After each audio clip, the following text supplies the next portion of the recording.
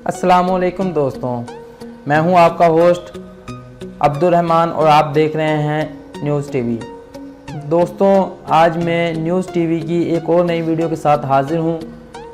तो दोस्तों, video start करने से पहले मैं आपको बता दूं कि अगर आपने हमारे न्यूज़ टीवी चैनल को सब्सक्राइब नहीं किया तो प्लीज़ इसे सब्सक्राइब कर लें, ऐसी ही नई और इंटरेस्टिंग वीडियो देखने के लिए। तो दोस्तों, चलते हैं वीडियो की तरफ। दोस्तों, आज मैं आपके लिए बहुत ही इंटरेस्टिंग वीडियो लेकर हाजिर हुआ हूँ, जिसमें मैं आपको बताऊंगा 5 फ़ायदेमंद खाने की अशिया जो सर्दियों में आपको बीमार होने से बचा सकती हैं। दोस्तों, ख़ज़ा के मौसम में जब सर्दी बढ़ जाए और गर्म कपड़े अलमारियों से निकालने की ज़रूरत पड़ जाए तो ये अंदाज़ा लगाया जा सकता है कि ज़ुकाम और बुखार का वक्त शुरू हो चुका है। दर्जा हरारत कम हो जाने की वजह से हम अक्सर बीमार पड़ जाते हैं और क़ुव्वत में भी कमी महसूस होती है। इसलिए हम आपको चंद ऐसे खाने की अशिया बताने जा रहे हैं जिसकी मदद से आप बीमार होने से बच सकते हैं। तो दोस्तों, पहले नंबर पर है अदरक। ऐसी कोई चीज़ नहीं जो सर्दी में अदरक वाली चाय को हरा सके। अदरक का इस्तेमाल काफ़ी तरीक़ों से किया जा सकता है जो आपको आराम फराहम करती है। इसके अलावा उल्टी और गले की खराश के लिए भी इसे इस्तेमाल किया जाता है।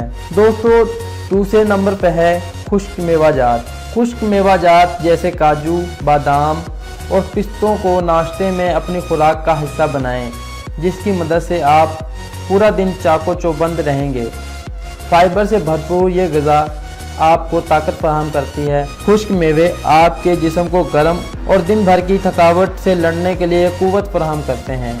याद रहे कि अगर आप अपना वज़न कम करना चाहते हैं तो ऐसी सूरत में खुश्क मेवाजात का इस्तेमाल कम करना चाहिए, क्योंकि ये कैलोरीज से माला माल होते हैं।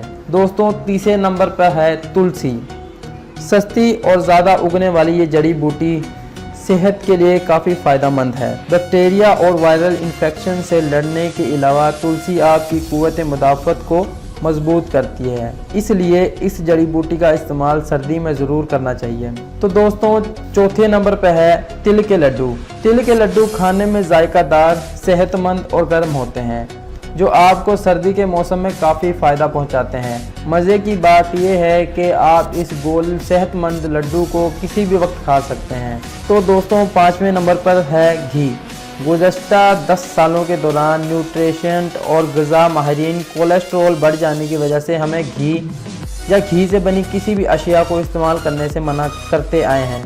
हकीकत यह है कि घर पर बना ये घी हमारे लिए नुकसानदेह नहीं है, बल्कि दीगर मुताले के मुताबिक घी आपके बेशुमार बीमारियों को ख़त्म कर देता है। इसके अलावा घी आपके अमल इंहज़ाम और क़ुव्वत मुदाफ़त को ताकत फराहम करने में भी मदद करता है। तो दोस्तों, अगर आपको हमारी ये वीडियो अच्छी लगे तो लाइक, शेयर, कमेंट ज़रूर करें और ऐसी ही और इंटरेस्टिंग वीडियो को देखने के लिए हमारे चैनल को सब्सक्राइब करना भी ना भूलें।